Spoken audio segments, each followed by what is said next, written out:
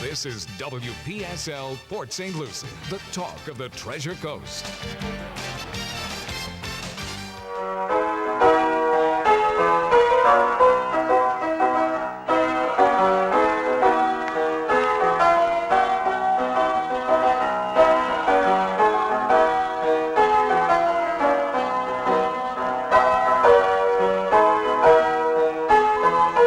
It's 11:07 at WPSL 1590, the talk of the Treasure Coast. You're on Ask a Rabbi. And this is Rabbi Shafir Lobb for Congregation Eitz Chayim, your Jewish home on the Treasure Coast. And welcome to this beautiful Friday. Excuse me, another one of those beautiful Florida Fridays that I love so much. So, yeah, and this is a fifth Friday. This is one of the few times a year that we have an extra Friday in a month. And, yeah. And, of course, it's for some folks, it's Halloween, coming to us from All Hallows Eve or the older tradition of Samhain. And It's funny. I saw a television show last night that mentioned that. I never even heard of that terminology before. Samhain? Yeah. Well, actually, I got a kind of a chuckle out of it because I'm in the process of binge watching for the last, many months, because of the way that I don't really binge watch. I watch serially. I guess that's a better way of saying it, in 10 or 15 minute increments usually between students. And so I've been watching NCIS. Oh, yeah. And 18 years worth? Yeah. Well, I'm now up to very close to the, season 16, I think. Oh, wow. So yeah, I'm almost there, almost out of episodes. I'll have to go back and catch up some of the other things that I occasionally watch. But the piece that I got a kick out of it was that Dr. Palmer, the character Dr. Palmer, who's on He's a mortician. yeah, he's the medical examiner. Yep, medical examiner. And yes. he's often fairly bright about this or that. And in this case, he talks about the old Celtic holiday of Samhain, and that is how it's spelled, Samhain, but it's pronounced Samhain. Why? How do they get that? Well, it has to do with language, because it's not in English, it's In Gaelic. Yeah. Okay, so, and it does have the origin of being something that Whoa. Hello. Yeah. I love technology. When Your camera is talking my back camera to you. is definitely talking back to me. And it does that every once in a while. On a delay yet. Yeah. Well, it's always a delay. Thank you, latency. Yep. Yeah, that's very prevalent now. Oh, yeah. That it is. By the way, I've got to mention something. Yeah. We have another show called Encounters, and they had this guest from England. Mm-hmm. And we're not talking a metro area of England. This is way, way up in the burbs, if you will. His internet was so rock solid, it was like, obviously, he doesn't have to go and fight with Comcast and AT&T all the time. Amazing what the technology is in Europe compared to here. Yeah, absolutely. It really is. It's mind-boggling. So, yeah. So, there are many, many older European holidays that underlie a lot of the Christian holidays. Okay. Samhain is one of them, and it was traditional in that tradition to light gourds, to light the pathway of the souls that you were remembering. Wow. Okay. So, lighting a gourd. Carving out and making a lantern out of a gourd. It's an easy way to not catch things on fire because the gourd's not likely to burn up. It does form a nice little lantern. And, of course, across the hall, they have, Day of the Dead. Yeah. Which goes back Yeah. long time. Lots of traditions that say that sort of thing. And I'm guessing that part of that has to do with the beginning of the winter season and just this slowdown and the loss of people that happens. You know, plants die, people die. It's a dying time. Wow. Spring okay. is a rebirth and a fertility, the opposite side. And so the older holiday is Ostara. Ostara. So that doesn't sound like anything I know. Does it sound like anything you know? Ostara is born. Oh, sorry about that. Well, you know, so there's another piece, right? One of the things that I always used to wonder is, where did Christianity get this idea of the star in the east? Because it's not in Judaism. That is not in Judaism. All right, where did it come from? You know, our old friends, the Zoroastrians. Oh, here we go. There you go again. Wow. Okay. And it has to do with the morning star Yeah. rising, which is the beginning of a new day. And, you know, you pray to the light of the day for a good day, a strong day, a successful day, whatever it is that you pray for. Yeah, and that tradition comes into Christianity. So it's this, you know, we underestimate, excuse me, we underestimate the influence of people like Alexander the Great. Because one of the big things that Alexander the Great did was to lead Greek armies all over the then known world, which was Persia and, you know, parts of Asia, certainly into the Silk Road that we've talked about before. Sure. Yeah. And all the way down to Alexandria in Egypt and all of those things. And a lot of things that we don't think about have some roots in the way that Alexander mixed things in. He, in his effort to create a greater Greece, if he liked a tradition, he brought it into what they were doing. He mixed things up is one of the ways that there's a great, and I'll put it out there, Mr. Nicky does some history songs on YouTube, and he does a great one about Alexander the Great. There's a line in that song that says he mixing up the traditions or something of that ilk. And it is what he did. He blended, he took in anything that he liked and created a meta Greek culture. Unfortunately, along with that came a couple of other comments like Greek culture is better than anything else, better than your local one, because not only does it have your wonderful stuff from your local one, but it's got all this other wonderful stuff. And so you can blend all of these things together, and traditions grew up in pockets that incorporated bits and pieces of it. Like the idea that if you're good, you will make it to heaven, and if you're not, you'll fall into the fiery abyss. That sounds familiar. Wow. Huh. Okay, so. Interesting. Yeah, and when you take some of these traditions that perhaps are allegorical in their original setting, they're not necessarily so allegorical as they're understood by other people. That's wild.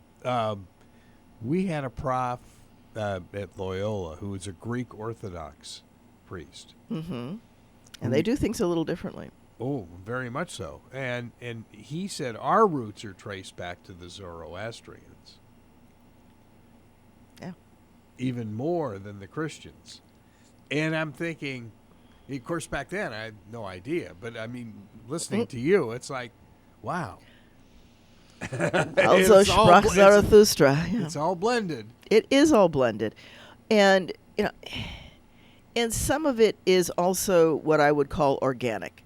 So it's things that just intuitively make sense to human beings. It fits into our reflexes, our predispositions, our tendencies, and perhaps into our fears.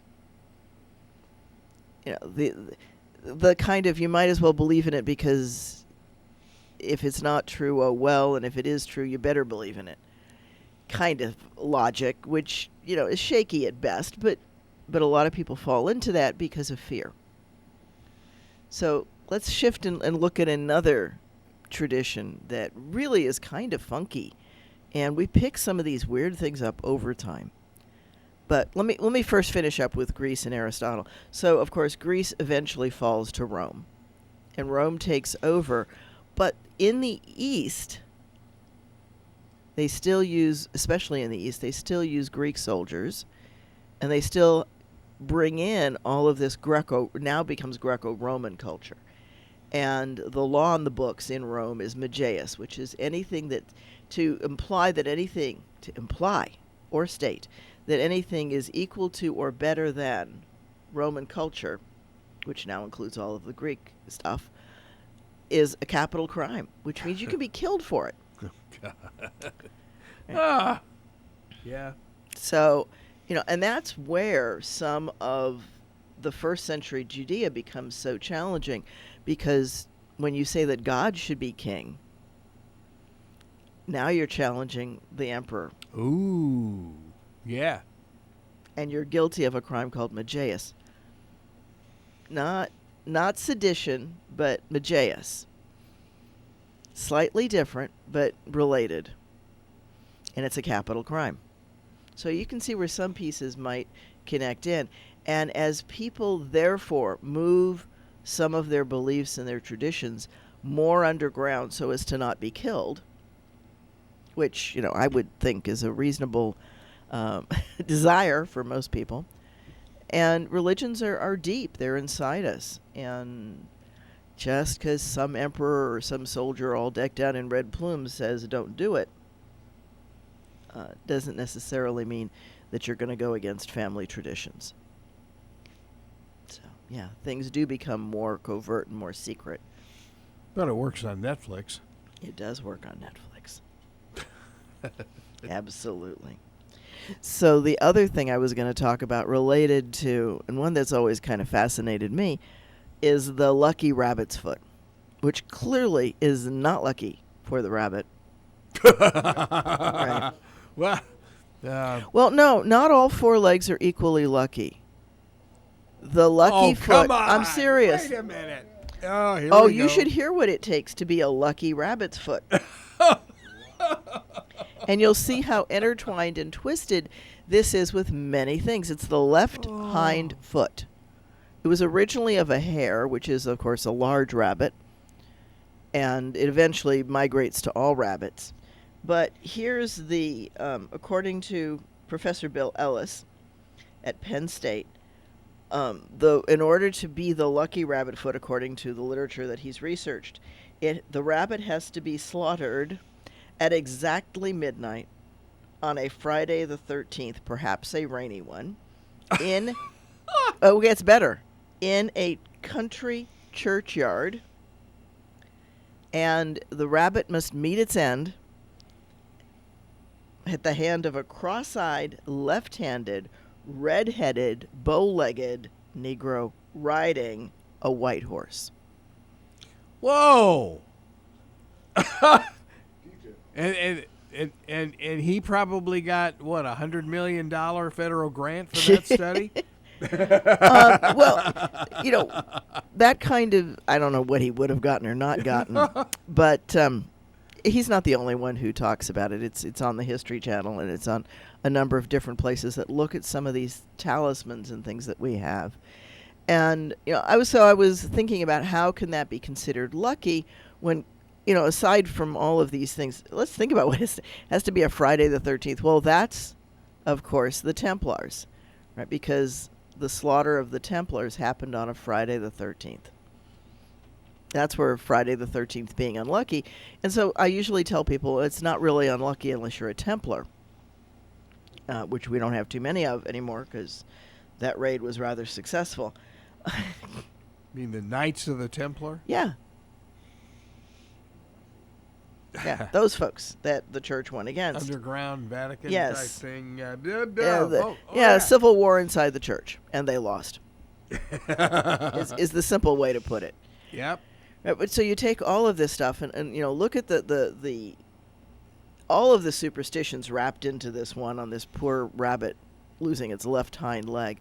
And then I thought about, there's got to be, when somebody markets these things and claims that they fit, and some of the traditions about the rabbit's foot, the foot has to be cut off at exactly midnight, and others have the rabbit has to die at exactly midnight. And I'm like, you can't do both things simultaneously, because if you cut off the leg while it's living, it's going to take it some number of seconds to bleed out. Not to mention the pain and suffering for the rabbit. But if you dispatch the rabbit humanely and then go and cut the leg, that's going to take some seconds as well. And then I started thinking, as I always do, about when did we invent seconds? And I didn't have... Well, seconds are a more recent invention. That's why not all watches have second hands. Older watches may or may not have it, because the introduction of seconds isn't necessary until time measurement becomes that precise. Right? Because in the old days, it was hours once upon a time. And even before that, it was, as we've talked other times in the show, it was watches in the Bible, and it's whatever units your local culture used to measure time. And in many older cultures, you had the same number of units in the day as you did in the night. And of course, they shifted according to the season. But people just knew that. It was a way of referencing how and when to meet, where and what have you, and when to do things, and how much daylight you had. And time then becomes divided up into hours, and the hours into minutes, and minutes then into seconds. And the stupid daylight savings and there's all kinds debate. of crazy things associated with time. And of course, it's all monitored at the World Clock in Boulder, Colorado, which fortunately is nice and safe in case there's either a nuclear attack or an earthquake. It's in an armored setting so that it's going to be safe in the event of any of those things. And it's nice that they can now feed that clock a little bit of marijuana in the state of Colorado. Well, at least the operators can. Probably not allowed to do it on duty, though. Oh, my goodness. What can I say? So that's fascinating. I never even thought about the seconds. I mean, you figure our business, that's what we run on. Yeah. Is the second hand. For everything. Oh, yeah. Everything in here. Plus or minus. Yeah, I remember. Station ID on the hour and the half hour, plus or minus. Right, and it was originally, was it either 90 seconds or a minute or 2 minutes? But I know that when songwriters, 2 minutes rather, plus or minus 2 minutes, and that worked except when you started one of the longer songs, like an old Santana long song, and you messed up and you started it at 3 minutes to the hour, and it went to 3 minutes after the hour because it was 6 minutes long. And that's when they had to lengthen the time for the station ID to accommodate the longer songs that artists were putting out. And, of course, we have sports exemptions now where it's 10 and 10. Yeah. Oh, yeah. There's all sorts of... And then, of course, it's famous that we, stopped one sport event for Heidi, but... Well, that's a whole different story. That's a whole different ballgame, isn't it? It's in the Broadcast Museum. That's all I can tell you. Yeah.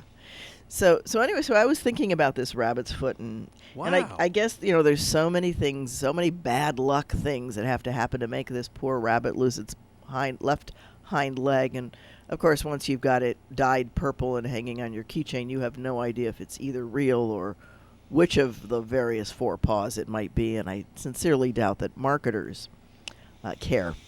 It's hanging on your dashboard or something. Wherever you've got the little poor thing. And, and then hoping, in fact, that the animal was dispatched humanely. But that's a whole other story. Thank you, PETA. It's not just PETA. Jewish tradition says that animals to be used for food. Now, rabbits can't be used for food, and there's a lot of value in that, I think, because rabbits will eat anything. That's true. And you might catch many a thing. Oh. Yeah. Okay. And eating rabbits that have died is one of the reasons why pigs are not kosher. Because they'll eat a carcass of a rabbit. Yeah. Who may have died from trichinosis, and then the pig gets it. Yeah. And so that's one of the reasons, I think, why there's a desire for community meals in particular, to use vegetarian animals who aren't going to eat a whole lot of stuff that could make you sick. But even then, the animal must be slaughtered in as painlessly a manner as possible. So even, going back into your Jewish tradition then, Mm-hmm. the pork and not eating pork was a health issue. It's not. That's a simplification. And as soon as I said it, I was thinking, oh, you're going to go there. It's not purely about health, but it is about what supports a community, what keeps a community together and healthier. And if you think about all of the rules and regulations and commandments and instructions, not telling lies and not burdening your neighbor with false witness, those are things that help you live in community. Right? Not coveting. Nobody's going to take you to court for coveting your neighbor's Subaru. Okay? Just to use a crazy modern reference. But you're going to ruin your relationship with your neighbor if you really seriously covet something that's theirs. That makes sense. And there's a difference between saying that something is yours and saying that it's property. So we tend as 21st century human beings to use 21st century concepts and back apply them. So that if we say that something is mine, we think of it as property. But it's not, because you are your beloved's and your beloved is yours. You're not really property, but you do belong. You're dedicated to the other. You are a unit, right? So it's one of the things that I tell people when I officiate at a wedding, for example. It is not to eliminate either partner, but it is to create, to birth, if you will, a third entity of the couple. So there's the couple and each of its partners. And any time that any part of that triad is not healthy, the marriage is in trouble. Any time that any part of that triad is not supported by all of its members, the marriage is in trouble. It's a really very simple concept, but it's not so much about property. And so we use this idea of if it's mine, it's my property, right? So this is my coffee. I may or may not own it, but I'm drinking it, so it's got my stuff on it. It happens in this case to be something that I purchased from the store, so yes, it is my property. But you might have given it to me to drink. Yeah. Right? And so it's not that it's property then, but it's mine to use for the function. It's a very subtle difference, but I think it's an important one. And we tend to lose some of these concepts and what they mean. Okay, because I'm not allowed, you say to me, have whatever you want of the table full of assorted juices. And so theoretically, I could go and pick up 6 of each and walk out the door. But that's not what you mean. What you mean is replenish my body with the fluids that it needs to quench its thirst. Right. So there's a limit to what is mine, but it's not mine for property. It's mine to use. Right? I can't turn around and sell it to Jim for $5. Right. You would be beyond offended. Okay? So that's something that we need to understand, that just because something is yours doesn't mean it's your property. It's dedicated to your use.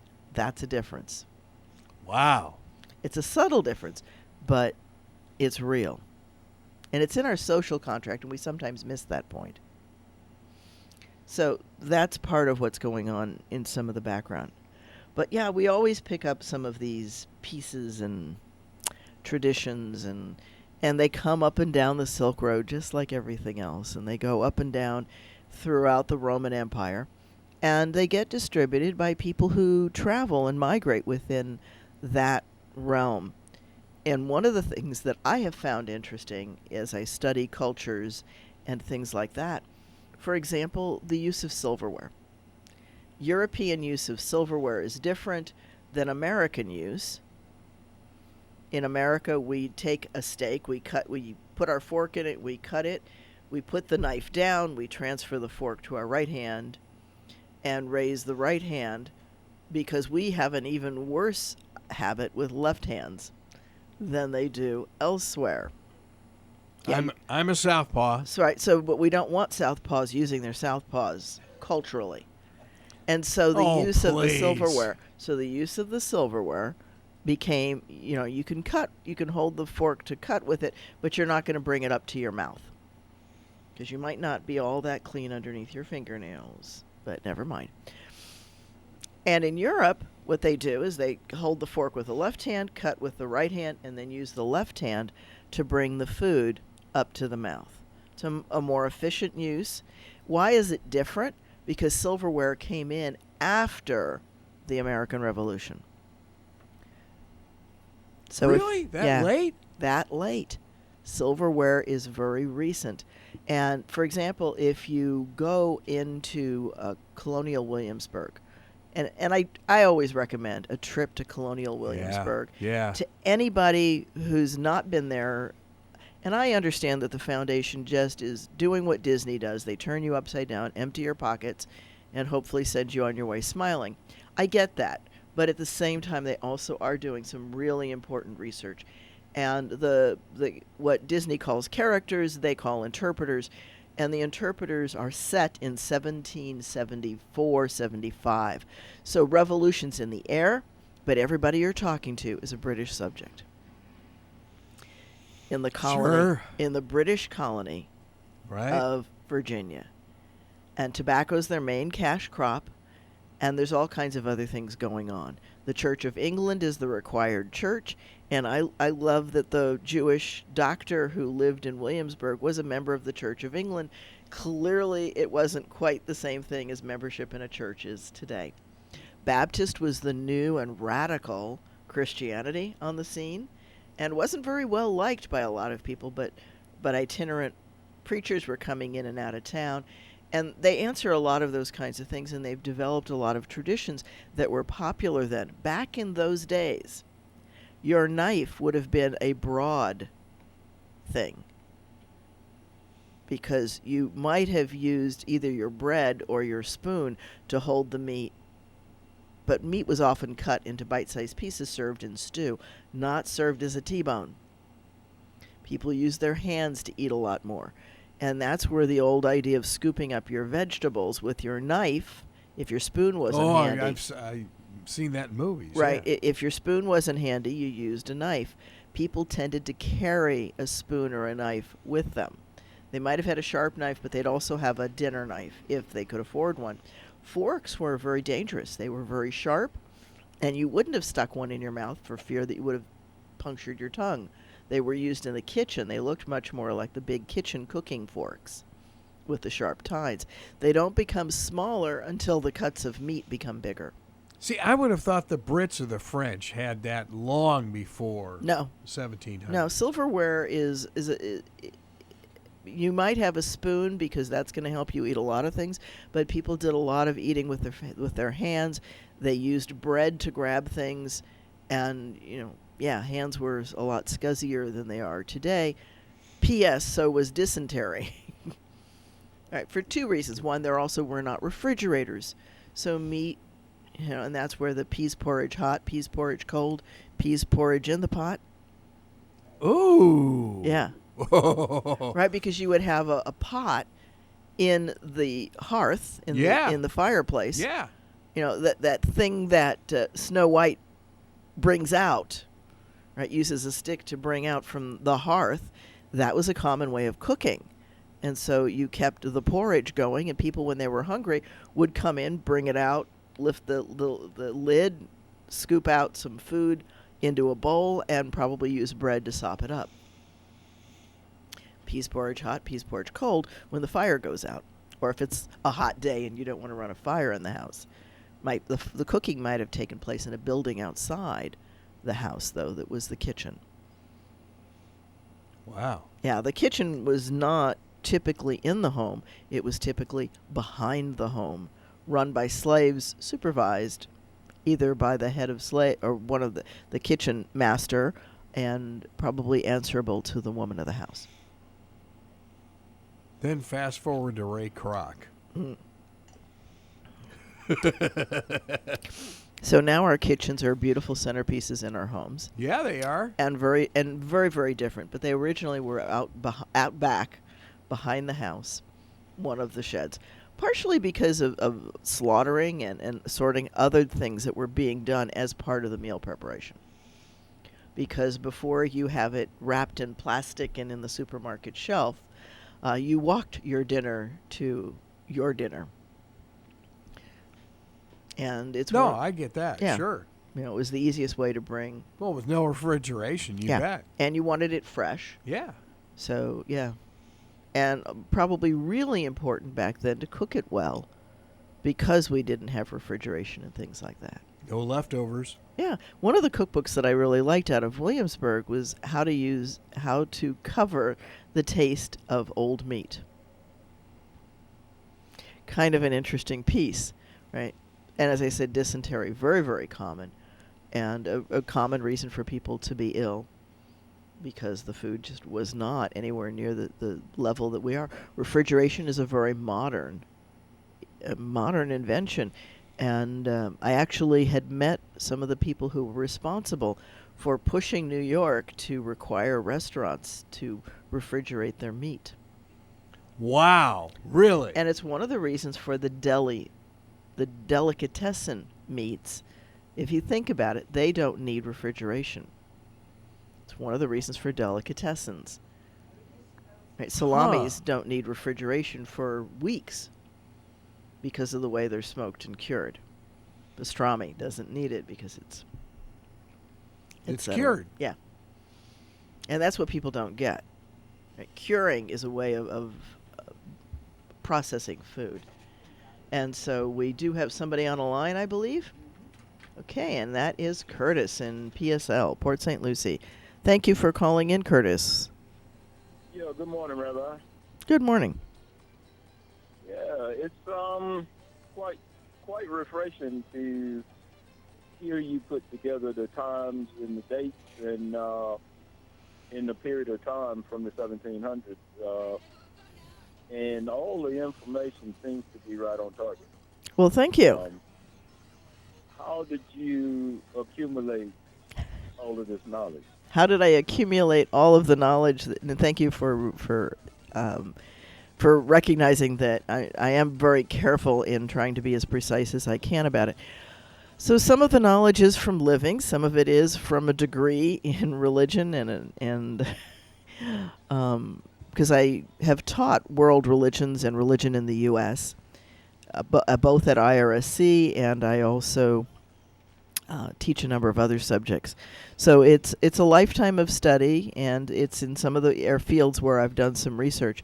And I think it's really important to understand some of these cultural pieces and how and where they come from. So thank you for that, Curtis.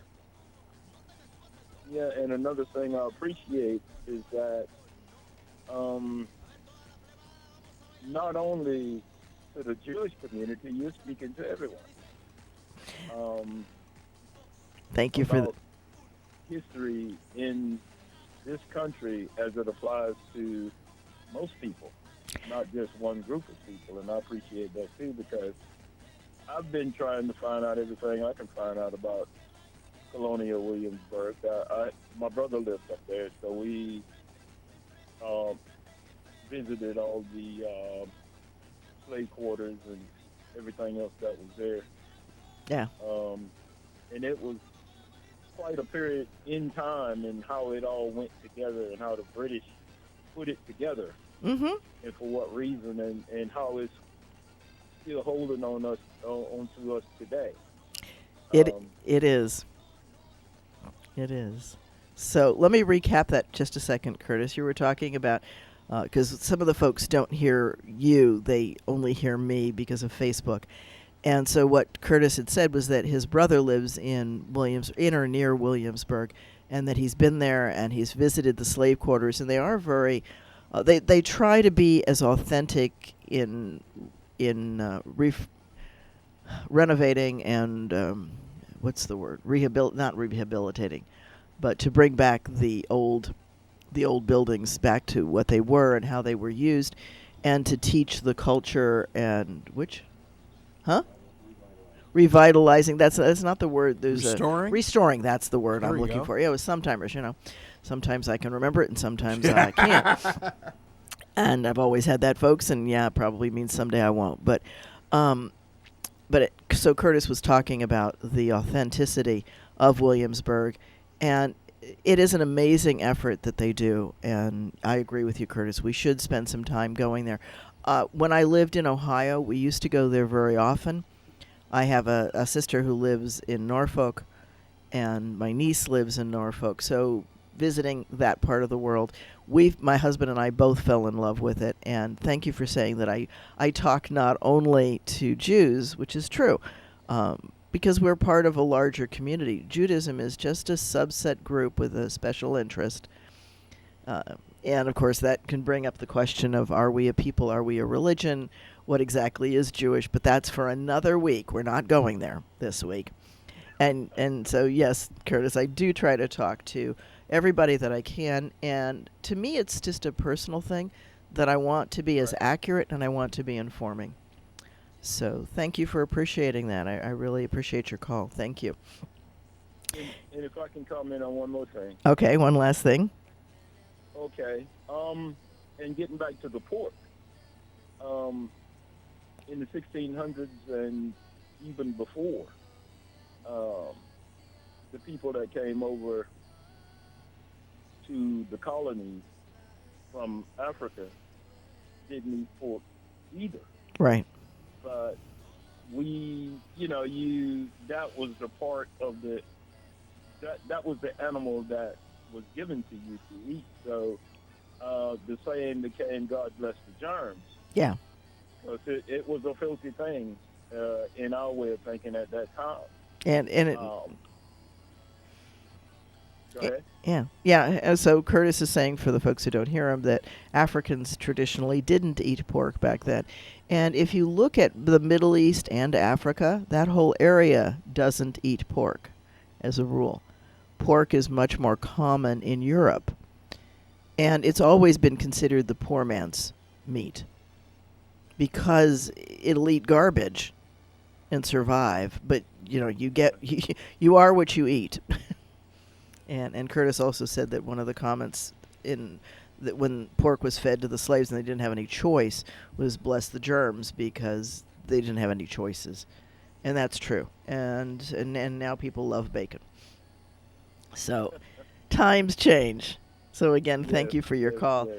And Okay, I appreciate the time. you're quite welcome. Thank you. Yeah, and Thank you, Curtis. Curtis, enjoy the World Series and have a Dodger dog on me.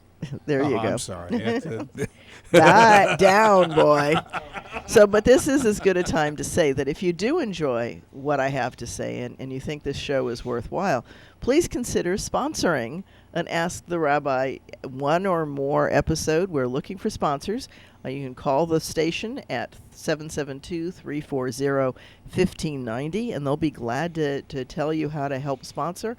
We'll run your ads, and we'll run them I guess the station will run them at other times as well. You bet. Yeah. Right, so you get a lot of benefit out of helping to sponsor Sure. Ask a Rabbi. Yeah.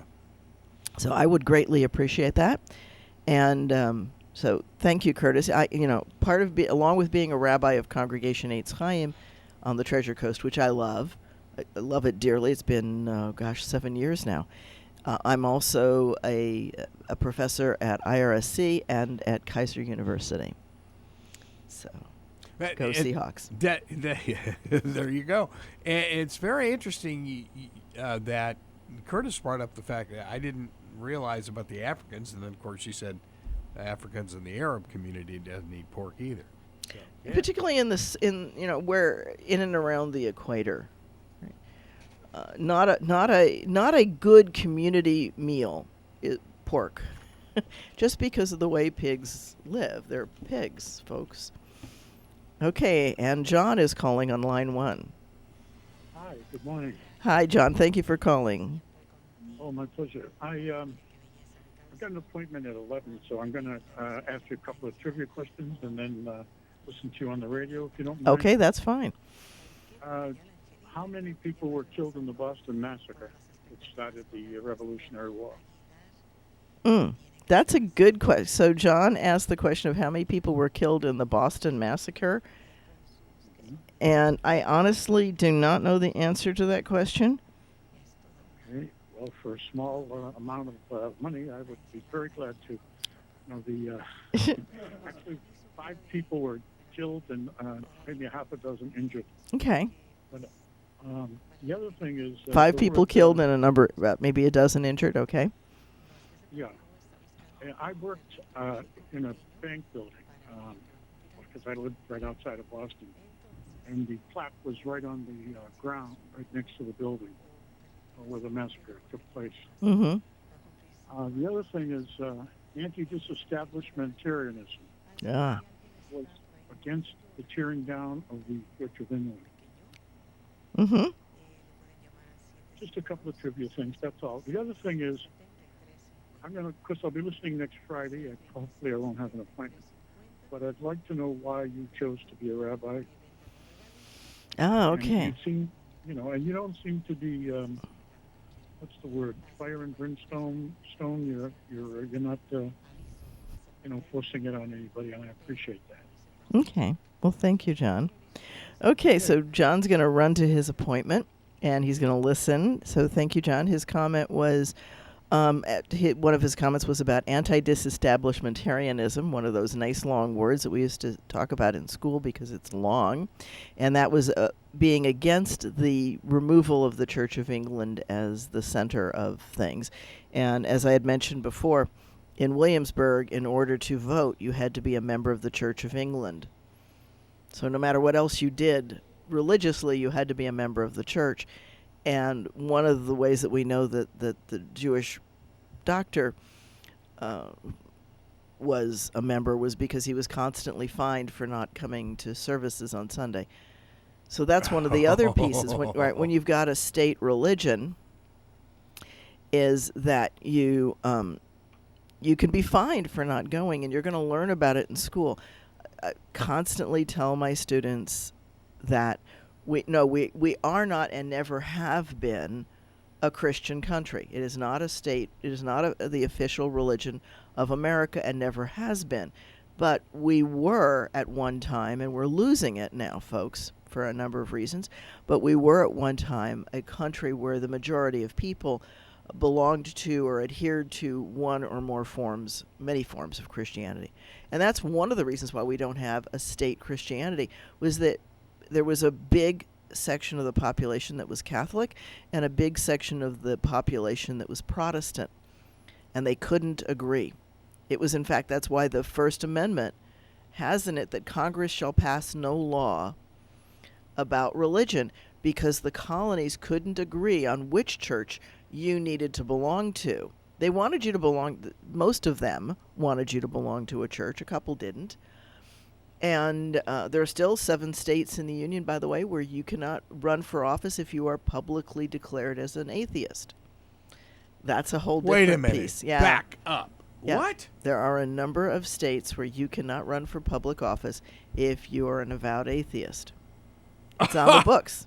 Now, whether or not anybody's challenged it, anybody's really observing that or not, but as of last count, unless something's changed real recently, there are still 7 states of the 50. It's got to be in the South. It's actually kind of spread out. It's not as homogenous as you might think. You might think it's the flyover states, but it's not. Some of them are flyover states. Really? Yeah. You can Google it and find it. Okay, yeah, I'll have to. I've never heard that. And John also talked a little bit about the Boston Massacre and how it was only 5 people and a dozen people who were injured. And yes, that number seems very small right now. What happened with that was the principle of it caught the public eye. And so it became a banner event. And it's not so much about numbers as it is about what that event symbolizes in our social conscience and consciousness, both, right? Both of those things, and what role it takes. Right? The Boston Tea Party didn't really do a lot either. He threw some bags over into the water because the people didn't want the tariff. This is the Stamp Act. That was a big part, right? Taxing colonialists or colonists for the right to have products brought to them from Europe. So it was an economic thing, and it's something that I think that governments need to be aware of, is the reaction to taxes, because it's still such a strong thing. And and it's hard, right? We put sales tax on top of the price of things because the retailers don't want to roll it in. In a lot of cultures, the taxes are already rolled into the price of what you buy. But in America, we don't do that. Consumption tax. Yeah. Yeah. That we makes do. perfect We do, sense. however, roll in things like excise tax. That's already there. And I've always been amused. Excise tax on tires was popular for a long time, right? Like you can do without tires. But that comes from a time when having a car was a luxury. And so they taxed all the things that were thought to be the toys of the rich. And some of these things become vestiges, and they hang in there. So the First Amendment right is about not having religion, and the 14th Amendment actually does more to eliminate a lot of those kinds of issues. It forces the states to get rid of their internal state laws that discriminate by religion or by anything else, because the 14th Amendment is equal protection under the law for all. And once you start to treat people as equals, discrimination becomes illegal, folks. And so we see a lot of things changing, more so after the 14th Amendment than even after the First Amendment, because the First Amendment really only restricts Congress. Right? No federal laws about religion. But the 14th Amendment pushes it down into the states and into the cities. And yes, we're still struggling with it. We still have a challenge. Folks, in Port St. Lucie, Jewish kids cannot get an excused absence. There's not days off for the high holy days. Even though they are 2 days, they only get 1 day.